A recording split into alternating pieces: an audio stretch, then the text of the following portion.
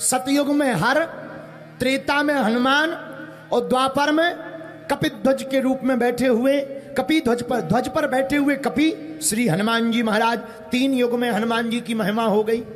एक महाभारत की बात और अच्छी बात है, बोल देना चाहिए।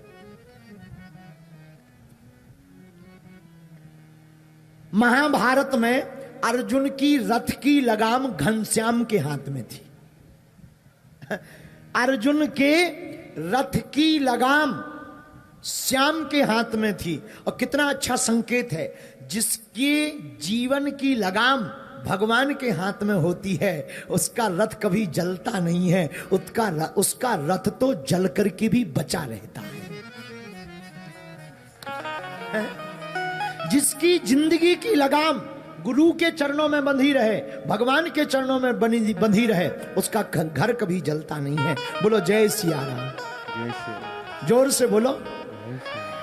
इसलिए हम लोगों को भी अपनी जिंदगी की लगाम हनुमान जी के चरणों में बांध देनी चाहिए, क्योंकि हनुमान जी जैसा कोई और है नहीं, ना हो सकता है। चारों युग परताप है परिसिद्ध। लेकिन हम लोग इतने बदमाश लोग हैं कि हम लोगों को भूतों पे भरोसा हो जाता है, भगवान पे नहीं होता है। आओ, भूतों पे भरोसा हो जाता, भगवान पे नहीं होता। कोई गांव का आदमी झूठा बोल दे कि नरसिंहपुर के रेलवे स्टेशन के पास में भूत रहता है, झूठी बात। और कभी अंधेरे में रात को निकलना हो, अंधेरा हो, अकेला, फिर देखो तुम इतना हनुमान चालीसा याद आता है, जय हनुमान ज्ञान गुण सागर। और जब ये वाली चौपाई आवे, भूत पिशाच निकट नहीं आवे, बड़ी जोर जोर से, अरे ठटनी के बारे न कटा, लुअर के लाए, आगी के लगे। गांव के झूठे आदमी ने कह दिया भूत है तो तुम्हें भरोसा हो गया। अरे जहां भूत है वहां बचाने वाला भगवान भी तो बैठा है। लेकिन इस पे भरोसा नहीं है, भूत पे भरोसा है। इसलिए हम लोगों की बदमाशी से तो भगवान ही जी बचाए। अब नरसिंहपुर वाले तो महान ही होते हैं, नरसिंहपुर वालों का तो क्या कहना, बुरा ना मानना। कितनी भी अंग्रेजी सीख लो, जब कुत्ता पीछे लगता है तब हाय हाउ आर यू से काम नहीं चलेगा, हट हट ही कहना पड़ेगा।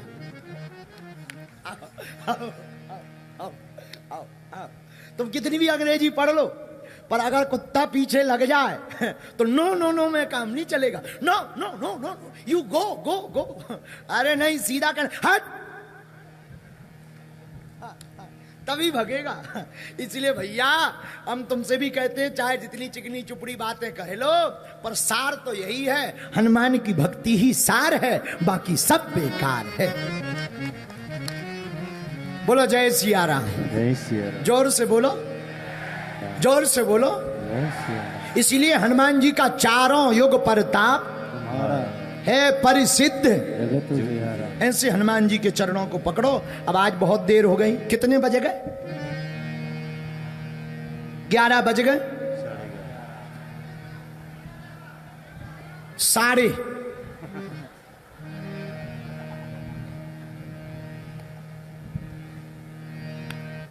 बजे ही गए। अब क्या है, कुछ देर में 12 बजने वाले हैं।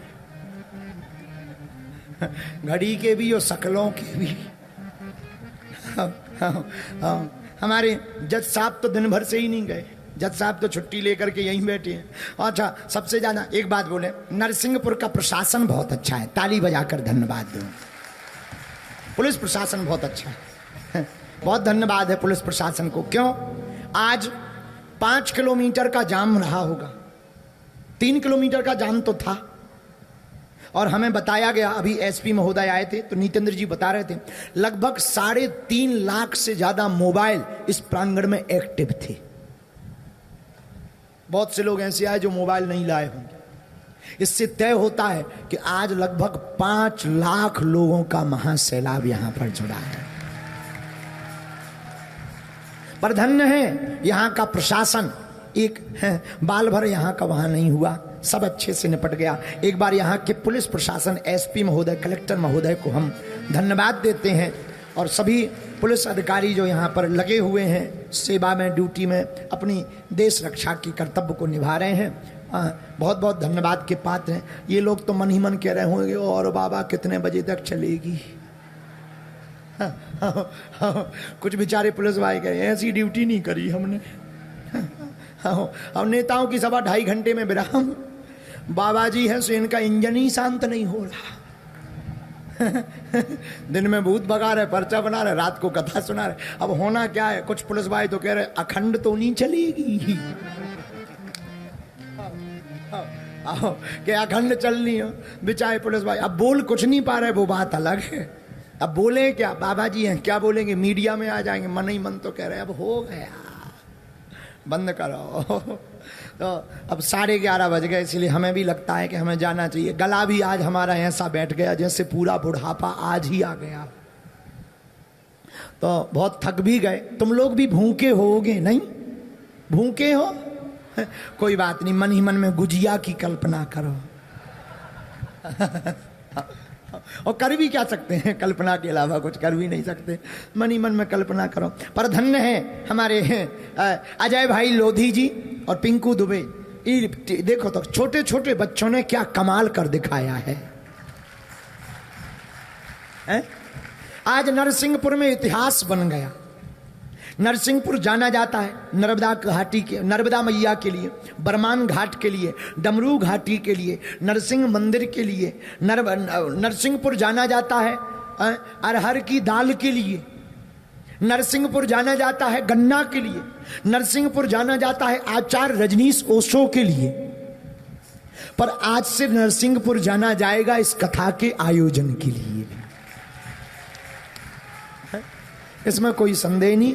इतना भव्य दिव्य आयोजन हुआ, ये भगवान की बड़ी महती कृपा है। तो चारों युग परताप है परिसिद्ध, बाकी चर्चा कल करेंगे।